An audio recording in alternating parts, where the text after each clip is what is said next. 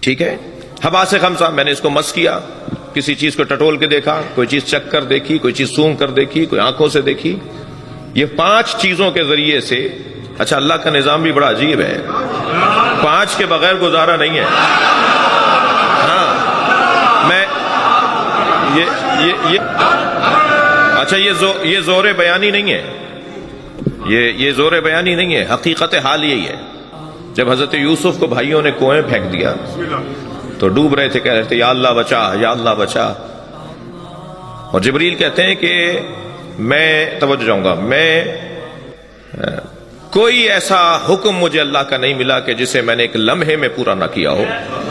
چند جگہ میں تاخیر سے پہنچا، ان میں سے ایک جگہ وہ کہ جب یوسف کو کنویں میں پھینکا گیا تو ابھی پنڈلیوں تک پانی میں گئے تھے کہ میں پہنچ گیا تھا،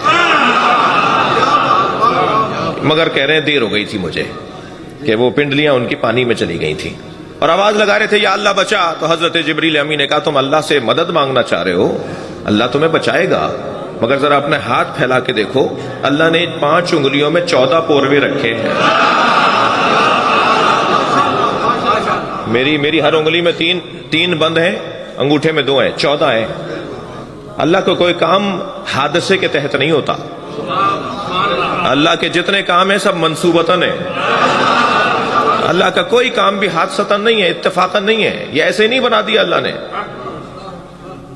جو لوگ وسیلے کو نہیں مانتے نا، وہ ہاتھ اٹھا کے دعا ضرور مانگتے ہیں. صلوات پڑھ لیں ذرا محمد و آل محمد. بھائی دعا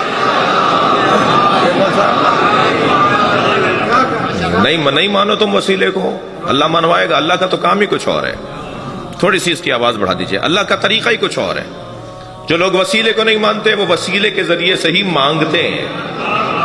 جو لوگ سبیلوں کو نہیں مانتے نا، امام حسین کی سبیلیں رکھتی ہیں کہ ایسا بھی شرک ہے، بدعت ہے، پینا نہیں. اچھا، پانی پینے سے بھی نکاح باطل ہو جاتے ہیں. ایک تو نکاح اتنے کمزور کی ہے انہوں نے، یہ فلاں کا جنازہ پڑھا دیا تو نکاح باطل، نکاح ٹوٹ گئے. علم دیکھ لیا تو نکاح ٹوٹ گئے. سارا زور بیویوں پر ہے جی.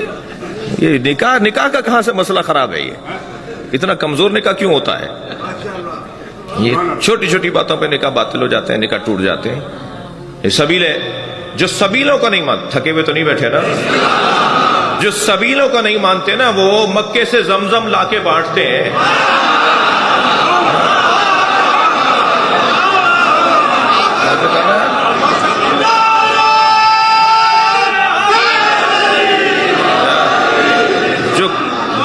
جو کالے کپڑوں کو نہیں مانتے، جو کالے کپڑوں کو نہیں مانتے، وہ خانہ کعبہ کے غلاف کو پکڑ کے دعا کرتے ہیں.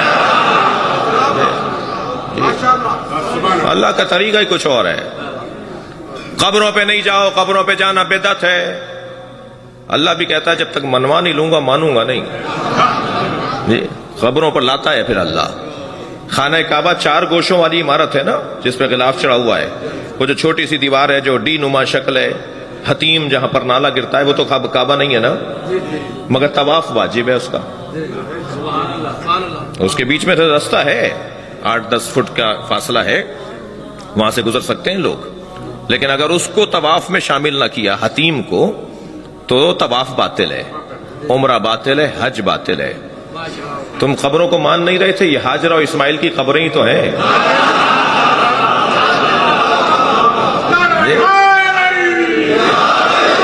میں تمہیں قبروں پر لے کر آؤں گا. یہ اللہ کے طریقے ہیں. اللہ کے کام بھی ویسے بڑے نرالے ہیں. اللہ کے کام بڑے نرالے ہیں. اللہ وہ رستہ دکھاتا ہے جس رستے سے لوگ آگاہ اور آشنا نہیں ہوتے. اگر آپ ہمارے لیٹسٹ ویڈیوز کے بارے میں جاننا چاہتے ہیں تو ہمارے چینل کو سبسکرائب کریں اور بیل آئیکن کو پریس کریں. شکریہ.